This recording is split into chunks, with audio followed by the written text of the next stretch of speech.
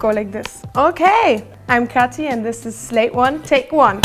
I am from Germany and I'm in my second year studying European Studies and French at King's. European Studies and politics as well, it just combines all humanities. So you've got history, you've got philosophy, you've got sociology, and it's all part of this one program called European Studies or European Politics. My subject is part of the School of Politics and Economics, and it's in the Faculty of Social Science and Public Policy. I've always been interested in so many different sorts of things, and I could never decide whether I wanted to do law or whether I wanted to do, history by itself. This subject just really combines all of it, and I really love that. So I get to study European law, but then I also get to study French poetry. You really get to look into so many different departments. You get to do war studies, or you get to do economics, or you get to do law, and I think that's really, really interesting. A lot of people will believe that, okay, so you're studying European studies and then later on you go, to Brussels, or you go to Strasbourg, you work as an MEP, or you work, as a commissioner. It's such a broad field that later on you can go into journalism, or you can go into philanthropic work, you can sort of do anything you want to really do. We have like a long list of modules, truly. Like you can choose from so many different departments as well. What I did was I chose European law from the law faculty, which is very interesting, and it's one of the best ones in the UK. It's very interesting to be in a classroom talking about European identity with people from all around Europe.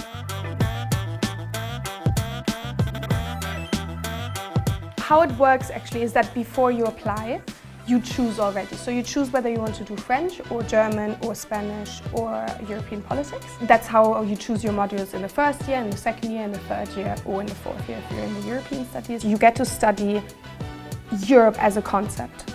So you understand identity politics and what does it actually mean to be European. You get to study, gender and culture, and what do symbols mean, and how do we make a European community, and why is it not working, and why is it working? And then looking at the history of the European Union, looking at like the Industrial Revolution, how has Europe come about to be, and why is it the way it is. I was so excited about my modules in my second year, really. It's very interesting to just understand the structures of the European Union. When did member states integrate into the European Union? Why is Brexit happening? These are the sorts of questions that we're sort of looking at. And then I'm doing a lot of interesting things in the French department as well.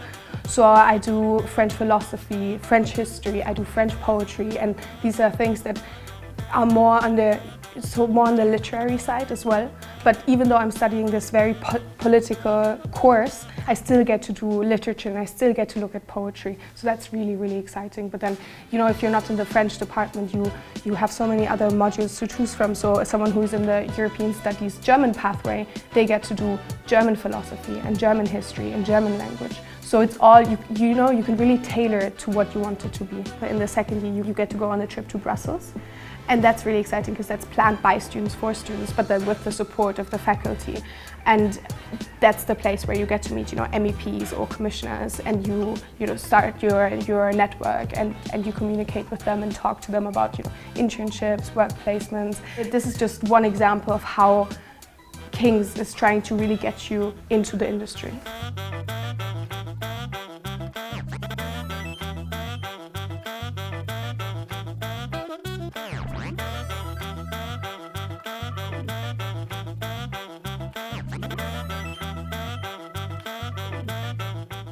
So for example, I know at Sciences Po I'm going to be able to choose modules like international relations, but then also acting. I can do art, I can do, a figure of speech, I can do history and philosophy. So that's kind of what's going to happen in my third year. As a politics student, the third year is also the final year, so you do your dissertation and you continue taking subjects related to the European Union. That's sort of what politics students are doing in their third year, and that's what we are doing in our fourth year.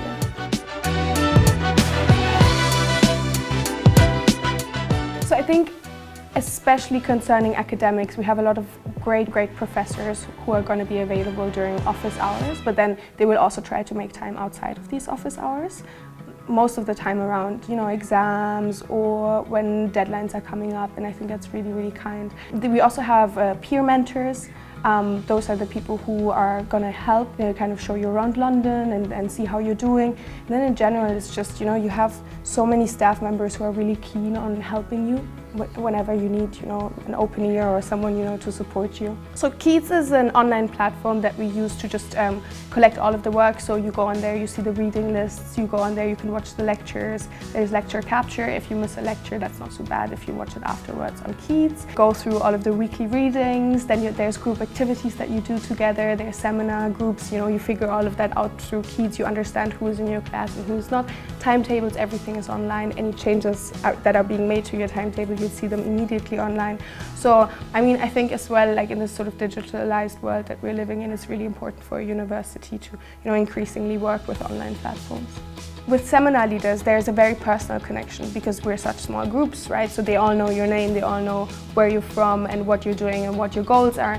Lectures depends on how big the lecture are, but then you will always be able to go to them during office hours, talk to them about essays, about, you know, schoolwork. Other students, you know, they're just like you as well. They're all looking for someone to talk to and all looking for, you know, people to communicate with. So there's always a chance to meet other students for coffee, or in general the university has a lot of structures within that will help you get exposed to the industry. They try to connect you as much as possible to you know, your future workplace.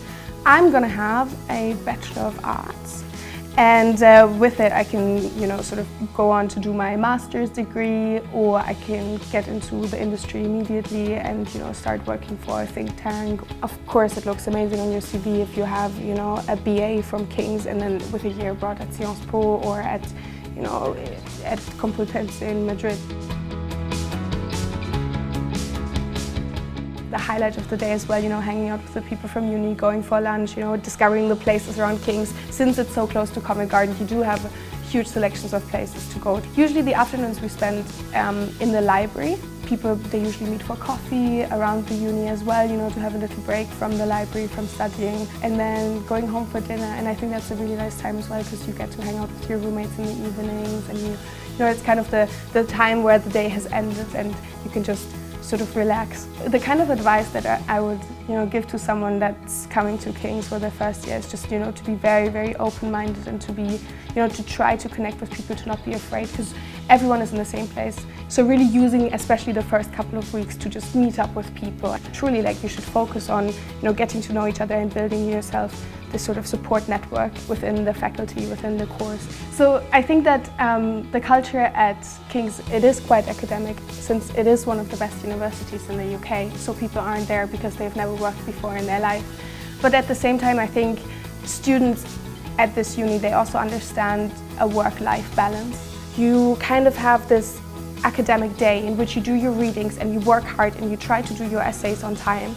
But then in the evenings, there's always a lot of space to socialize, you know, grab a pint or go for drinks. King's is the most, or one of the most central universities in London. You're next to the Thames, you know, you're there in the center of London, in the heart of London.